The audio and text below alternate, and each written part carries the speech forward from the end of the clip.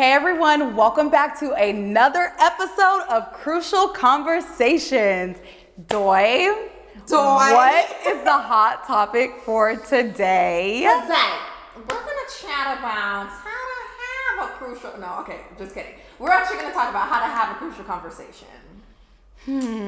How to have a crucial conversation. You know, if you have 5 minutes, I really need to speak with you very quickly. It's a little important. That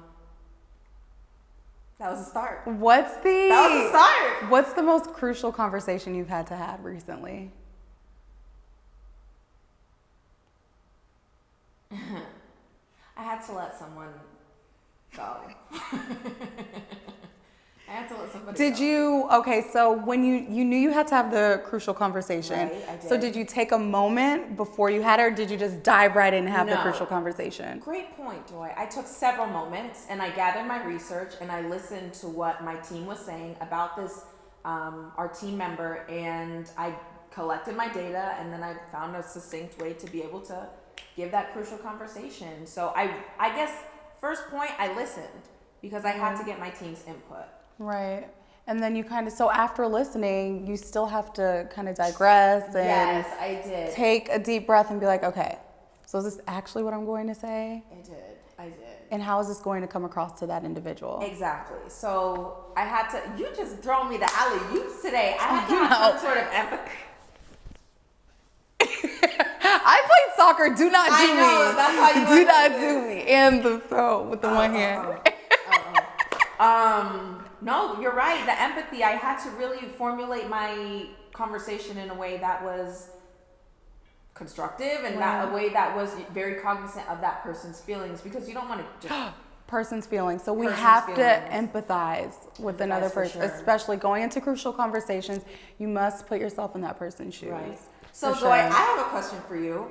You're typically the communication style, you dive into something, but you also take the time. So how do you find the balance between that time and that point where you're supposed to give that crucial conversation? Because you're very direct.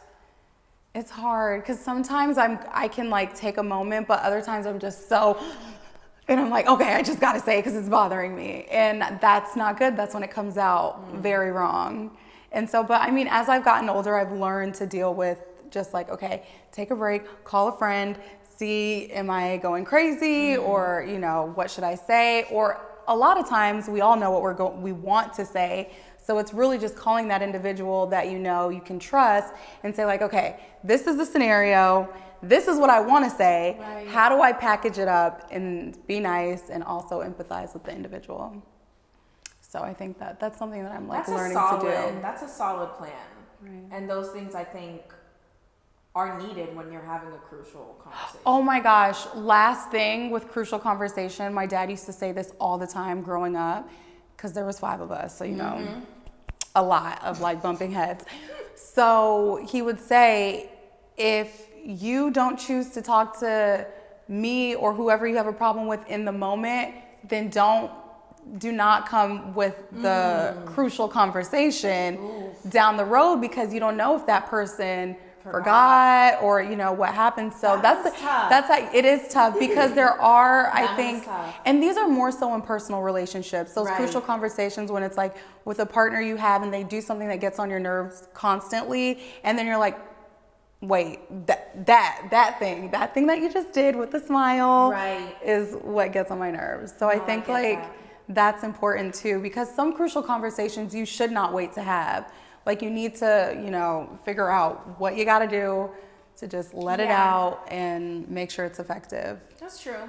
And sometimes people are slow processors. Right. So it's I think considering the time that's optimal for you to have that crucial conversation is the best. But then you also have to be cognizant of other people when you're listening, the people who are listening. So low-key, crucial conversations take some time for you to learn, and you're not going to do it right the first time, the second time, hell, even the 1,000th time.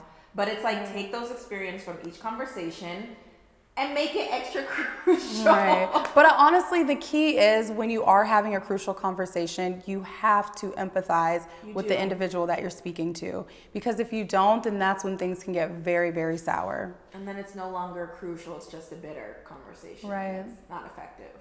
Right. Well, that's it, guys. Gems. Ladies, doys, who run the world? Girls, who